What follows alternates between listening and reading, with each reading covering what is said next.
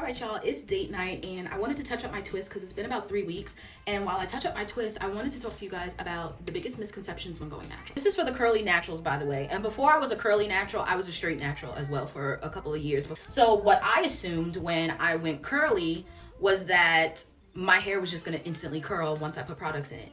No ma'am, no ma'am. Even though your hair is natural, you still have to train it to curl, which is why I highly recommend to people who are always transitioning to do braid outs and twist outs in the beginning of your natural hair journey. You can't just start off with a wash and go. It's just not gonna work because your hair's not trained to curl. Even us curly girls, our hair in its natural state, like just washed with no product, it's curly, but it's not the curliest that it can be. Your hair requires manipulation, but the reason why we can just slap products in our hair and do a finger coil and our hair will curl is because it's been trained to do that. Next misconception is hair products. People just assume that because it's a product for curly hair, it's gonna work in their hair. No. Which is why I always recommend to beginners, do not go crazy breaking your pockets spending money on hair products, because the more expensive does not mean that it's going to curl your hair any better or any faster. Your hair needs time to train. I wish somebody would have told me that just because the product is more expensive does not mean that it's going to work in your hair or it's gonna curl your hair.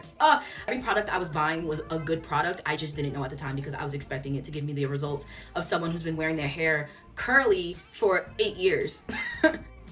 There's so many products that I had to spin the block on because when I first started my natural hair journey, I'm like, oh, these don't work good. These aren't good hair products and they're bomb. Okay, next one and the last one because this video is getting long.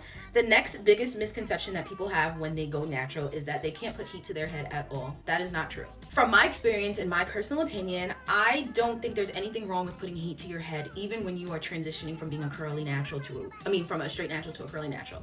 But I do recommend doing it a lot less because you're confusing your hair. The whole point is to train your hair to curl.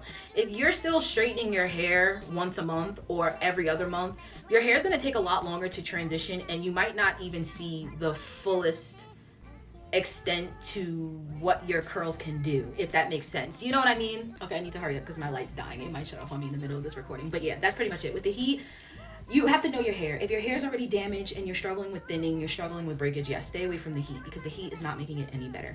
Especially if, again, you're transitioning from a straight natural to a curly natural, I recommend cutting back on the heat. Can you still put heat on your head being a curly natural? Yes. I straighten my hair throughout the year. No! I straighten my hair throughout the year and I blow dry my hair throughout the year and my hair is not damaged. I just limit the amount I do it and that's pretty much it.